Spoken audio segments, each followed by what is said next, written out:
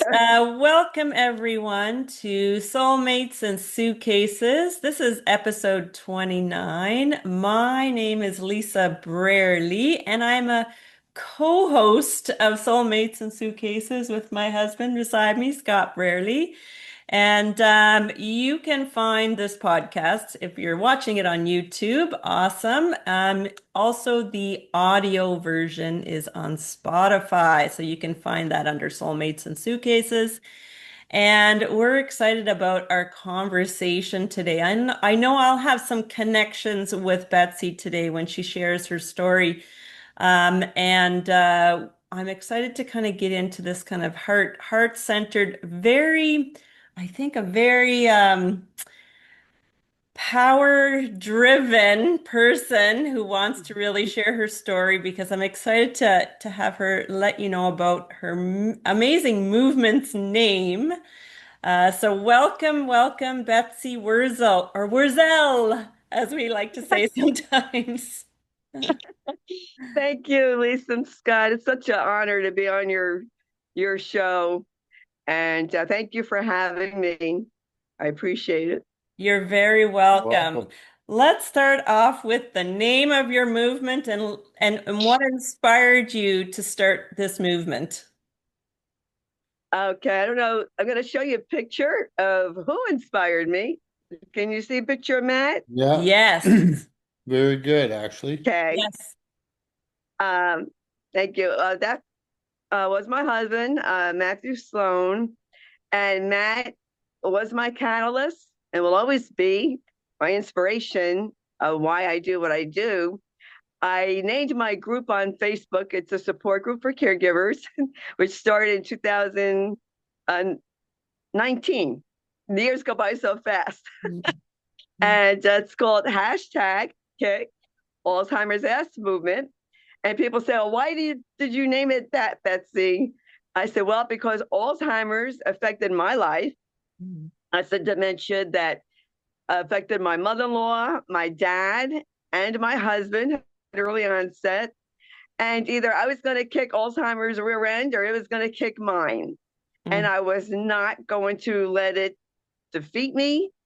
I was going to fight back." And then, people think, well, how do you fight back against the disease? Well, I'll tell you how. You celebrate life.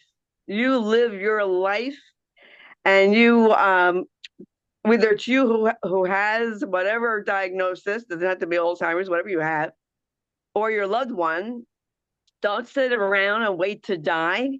Live your life.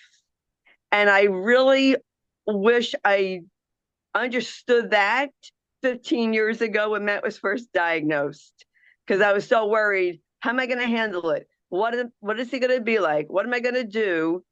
And then I learned to, you know what? You got to find your, as my friend Marcia would say, your happy place and really live your life. And so we went out as much as we could, kept it simple. And Matt loved going out with us, with our son Josh. I have a habit of saying my son, but our son. And Josh and Matt were very close. Josh, my son, our son, was very proud of being a caregiver. And Josh has a cognitive disability, so I'm still a caregiver of a different sort. And he loved taking care of his dad. He'd be wearing these T-shirts that say, "I'm a caregiver. What's your superpower?" I He love it. was Love it. he was really proud. So and I would video Matt, not thinking anything of it. I just would video um, Matt and myself talking about caregiving in my car, and video Matt doing different various things, put out into support groups. And I was amazed, really, the response that I received. So what sort of Um, what sort of feedback or what sort of response were you seeing or hearing, or how were you helping others? Sometimes I don't know, but people tell me that, "Betsy, you helped me. I'll never forget you." And it was really overwhelmed me. I get emotional just even thinking about it. That people would say, Betsy, you're saying what I'm thinking, but I won't say it because I'm afraid what people would think. Yeah. But I'm a New Jersey girl and I'm my father's daughter. So I'm very much like my father, very straight up, very forward, and just told it like it was. Caregiving sometimes does suck. Let's be honest. Mm. And it's hard to watch your loved one deteriorate and die. Mm. Um, People would say that I was their hero. Well, I don't like being put on a pedestal. I'm just like everyone else. I just was vocal about it. But one touching story was this young girl. She was young at the time. I say young girl because I'm old enough to be her mom, kind of. She said, Betsy, I was thinking of killing myself and I heard you and I didn't do it. You gave me the strength. And I still tear up when I think about it. Someone else said, Betsy, you helped me through my mom's journey. Thank you. My husband's journey. And I'm like, I don't know how I did that. I just talked from my heart and what I was going through because I didn't have support for 14 years between my mother-in-law, my dad, and that. And in 2014, I joined Facebook and I went crazy joining um, support groups Yeah. and finding, wow, I'm not alone. There's people that are going through the same thing. And Lisa and Scott, this was back, 2014. Caregivers were not being noticed. We Yeah. weren't being heard. People weren't talking about caregiving. I used to do videos in my car long before people were doing it on Instagram. Um, and I always wanted to share Matt's story. And I was very fortunate, very blessed that Jeannie White, who's the station manager of Passionate World Talk Radio Network, heard one of my videos and asked me to talk on her show, then asked me to speak on her show weekly, then gave me my own show a year later, chatting with Betsy. That's amazing. That's pretty So incredible. Yeah. um, I feel that it's my way to give back Mm. and to honor Matt's memory. And I promised Matt when he was dying that I would continue on Mm. doing what I'm doing. I get choked up. uh, Matt was Like, kind of part of the show in the beginning. I would talk to Jeannie and I would say, okay, Matt, you're going to be good. You're going to behave. And he'd say, yeah, yeah. As soon as Jeannie would start recording, he would start yelling. He would start yelling. And then after the show, I'd go, I thought you were going to be good, Matt. And he would say, I'm proud of you, Booby. He'd call me Booby. You're doing a good thing. So even though, and at that time, 2018, 19, he was progressing, he knew that I was trying to help people. mhm. And that's what my show, is about, is to let people know that there's resources to help them Mm. have a better quality of life. I wish I knew about resources in caregiving. I wish I knew about resources in my youth that I know now as a middle-aged woman. um, I'm 67. I'm not ashamed of my age. I'm thankful and grateful to be alive after caregiving. And that's a whole nother topic, but self-care. If anyone's a caregiver, you're listening, folks, I'm going to say it straight because I'm a Jersey girl. Self-care Mhm. is a matter of life and death, your life. If you want to enjoy life during and after caregiving, you must take care of yourself. Yeah. You have to make yourself a priority. I know it's hard. I know it's hard juggling, getting that balance. I had trouble myself. That's why I'm talking from experience. But I'm very fortunate. And I'm a believer and I always give God the glory because he gave me the strength. Mm. Like you say, you're not sure how you help people, and I know how you helped people. You didn't try and help people. You actually helped people by being raw and vulnerable. And that's what attracts people. I have a Facebook Hey, page you're that I do that, and I'm raw and vulnerable. And sometimes I just get ChatGTP to whip something up when I'm really busy or tired, but I consistently do it every day.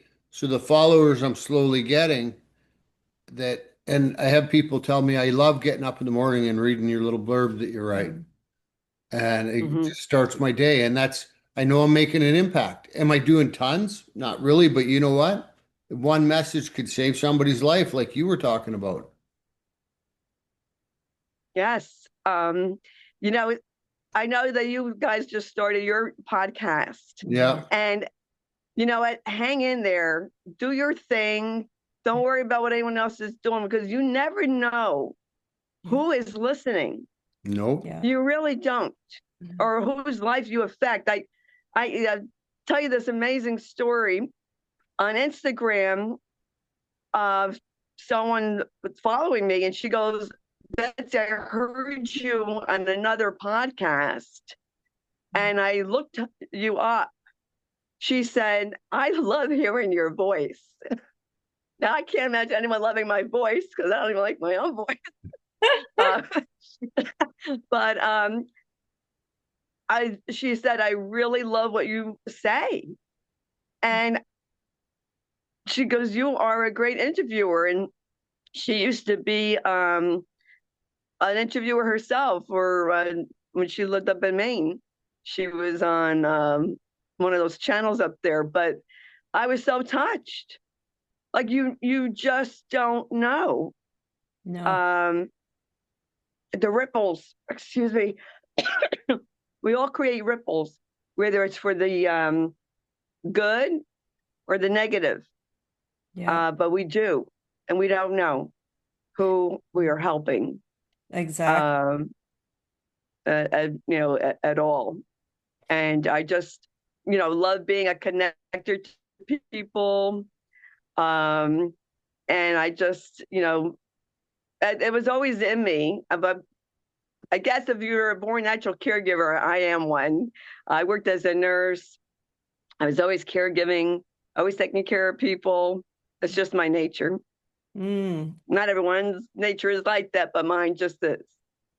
So, yeah, it sounds like you've been through a lot. And so what are you doing currently?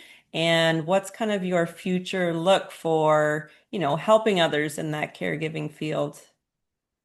Well, I still am doing my show, which is, this is kind of funny. It's more like it was like a hobby to get my mind off of what was going on in my life at the time. I even did my show while Matt was dying, and even after he died. So, chatting with Betsy gave me a purpose, which I strongly urge everyone to find. If you're caregiving, you know your person is going to be dying. Find yourself a purpose, find your passion, you'll find your purpose. And me helping other people makes me happy. Um, I've always been that way. I enjoy helping people. I enjoy making people happy and feel good about themselves. And I don't want people to think they're alone. Everyone thinks they're alone in how they feel, and they're not. They're just No. afraid to say how they feel because they're afraid about being judged. Yep.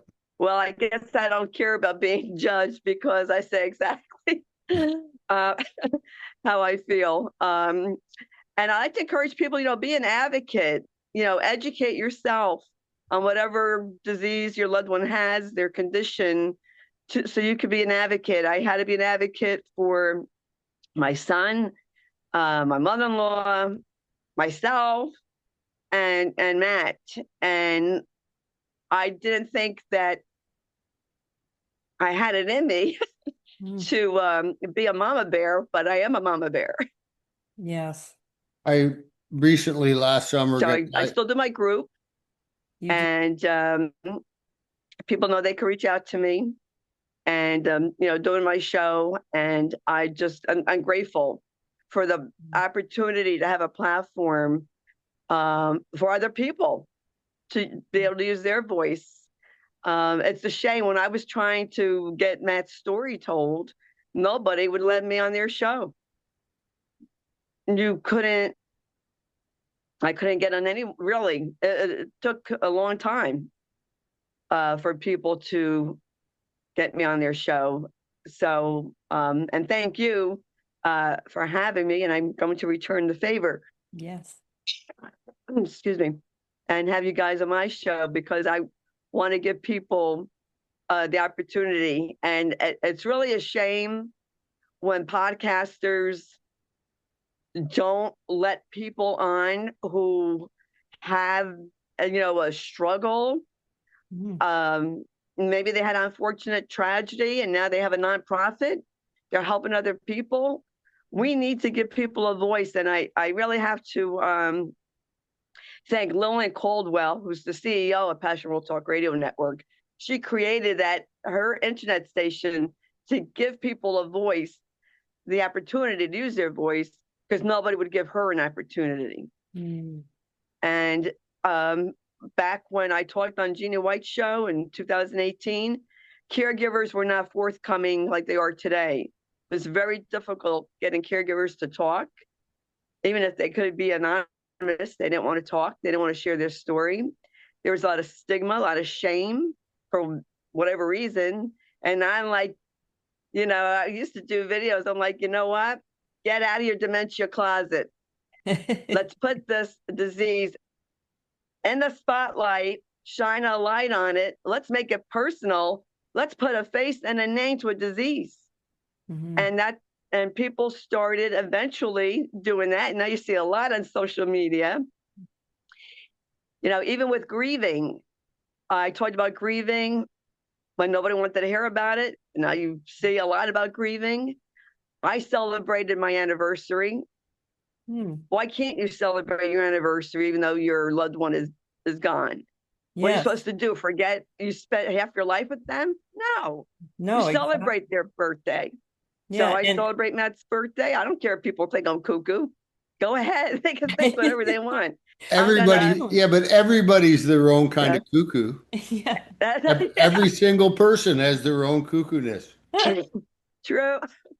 Some admit it and the other ones don't. So I'll admit it. I sing. Josh and I sing "Happy Birthday" to Matt. I learned to integrate my living with my grieving. Mm-hmm. And the thing is, and people don't understand, is that you will always love and miss your loved one. Mm-hmm. You will always carry that pain in your heart, but you learn that it changes over time. And the best way, in my opinion, the best way I can honor Matt is to live my life, be happy, and help others. I love it. And I'm very grateful when people say, Betsy, I learned a lot from watching you deal with Matt. I'm grateful for that. Matt loved to make people laugh. He was a real character. So in some of the videos, he's very funny and made people laugh. And I just think that, you have to keep a sense of humor in caregiving. Dark and twisted it might be, but keep a sense of humor, because when they, like Matt, my husband would say, oh, I love you guys. You help me so much. Then the next minute he's cursing us out. You have to laugh, because what else can you do? Yeah. You learn to cry and laugh at the same time. And I'm really just want caregivers to know, there is life after caregiving. There's life during caregiving. You can survive and thrive during caregiving. It's a mindset. You have to have that mindset that you're not going to let this disease rob you and defeat you. And I would say a lot in my videos, dementia may rob the brain, but it can never, ever rob the heart of love, because the heart knows love. And even though if your person can't talk, they know your voice, they know your energy.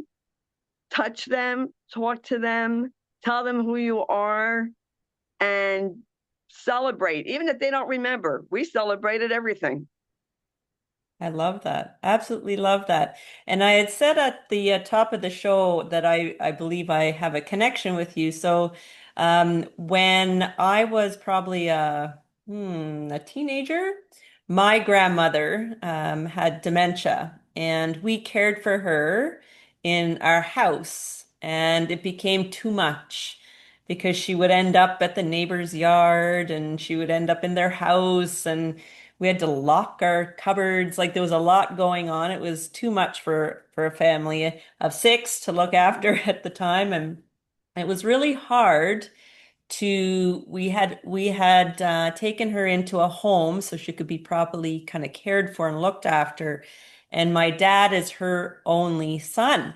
So to go in and see and visit her, it was really, really challenging as a grandchild, I guess, not just even my dad, but it's the only child, but to experience sort of that feeling of, oh, she doesn't even know us. So did you experience a lot of that with Matt? Sometimes he didn't know us. Yeah. Most of the time he did, or he would get Josh and I confused. Um, but if he forgot, I would just tell him, you know, Yeah. I'm Betsy. He'd call me Booby. He didn't call me Betsy. He'd call me Booby. And close enough. And, we had to learn to live in their world. Matt's mom, my mother-in-law, had Alzheimer's. She went to a facility. And when we would visit her, her face lit up when she saw Josh. And she would smile at him because she knew she loved him. Mm, And she knew that he loved her, even though she couldn't talk or verbalize it. Her face said it all. mm, And even though Matt, near the end, when he was dying, we did talk to him. He knew we were there. mm, Hearing is the last sense to go. mm. And I think God created it that way so we could say goodbye and our loved ones can hear us. Yeah. But keep talking to your loved one. It is painful. When my dad, who also had Alzheimer's, the last time I saw him, excuse me, he didn't remember having a family. Mm, It's strange. He remembered his childhood dog, but he did not remember having four children. yeah. I felt bad for him. You can't take it personal because it's nothing personal. It's their brain. And I explained it to my son this way because Josh has a cognitive disability. It's like someone taking an eraser and just erasing your memories. Selective erasing That's too. Yeah. Yeah. last year I got went down to the States for this brain scan because I've had a lot of head injuries. Mhm. And I ended up getting diagnosed with ADHD. And on the second appointment at seeing the doctor, we were in Thailand at the time. And it dawns on me because I started doing research on ADHD so I could better equip myself. And all of a sudden, I'm hearing about head injuries and dementia in the ADHD stuff. So I asked the doctor on the appointment, like flat out, with all the head injuries do I have, what do I have to look forward? And he didn't even miss a beat. And he goes, probably dementia. Mhm. And I'm like, well, what is there to do for that? Like to help maybe it last longer. And the first thing he said was stem cell therapy. Wow. So I went and did that. Just maybe it'll help because I know I don't want to, that's not a route I want to go. I want to do everything proactive that I can not to get it. Mm. And is there much, Exactly. do you know much of that aspect? Like, or is there, Not with STEM therapy, but I do know because I interviewed a doctor last year that wrote a book with his wife. Now I forgot the title of it. Um, but what they really are going towards now is prevention. You that's, know, Yeah. yeah, that's, try to prevent head injuries because a lot of your football players, boxers, anything that has to do with the head, veterans, the more head injuries you have, I guess predisposes you to getting a dementia or Parkinson's, maybe, some kind of neurological degenerative disease, diet, heart to try to prevent, diabetes, which is a whole Pandora box, heart disease. They say, the Mediterranean diet, exercise. Yeah. Very important. Eating, correctly, staying away from, unhealthy food. We can't undo our DNA, unfortunately. If heart disease, like it runs in my family, diabetes runs in my family. I'm trying to do what I can to, fight that off. And that's all we could do is try to, eat healthy and exercise and stay away from smoking. Smoking is a big no-no. Yeah. Illegal drugs. And not talking about, medical marijuana. That's a different situation. But drinking, alcohol, not good for your brain. No, there definitely has been so much new awareness and new information about how to give the best to your brain. And when you were talking about being a caregiver and taking care of yourself so you can care for others, it's a top priority. And I know for Scott and I, we both focus on pretty much all those things you had mentioned, Mm-hmm. from food to lifestyle to physical activity to reducing even environmental toxins around us and that sort of stuff. All those sort of things are important. So, Betsy, we're coming to the end of our show here. So, how can our audience get a hold of you or see some of your podcasts? Sure. Thank you for asking. I'm on Facebook, my own personal page, Betsy Wurzel, Wurzel, my group, #Kick Alzheimer's Ass Movement. And Chatting with Betsy is on Amazon Music, Spotify, Spreaker, iHeart. All you have to do is Google Chatting with Betsy, and you'll see me. I love it. I love it. This is a very important conversation because the increase, it seems, in the amount of disease or challenges or things people are experiencing and are experiencing at a younger age, the role or position as caregiver, I think, is on the uprise. We need to be very aware of that. Absolutely. I'm a baby boomer, and it's going to be a tsunami Yeah. of baby boomers. I mean, my son is 41 now. He was 26 when his dad was diagnosed. He was 16 when his grandma was diagnosed. We lived with my mother-in-law.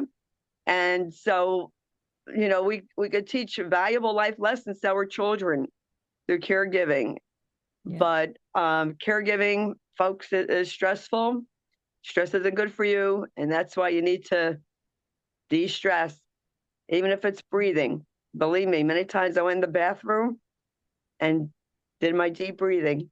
I love it. I love it. So thank you, Betsy. Your Beth. your Thank you. your mission and your goal to make the voice of the caregiver known and seen is very important. So thank you very much. We Thanks, appreciate Betsy. your time, Betsy.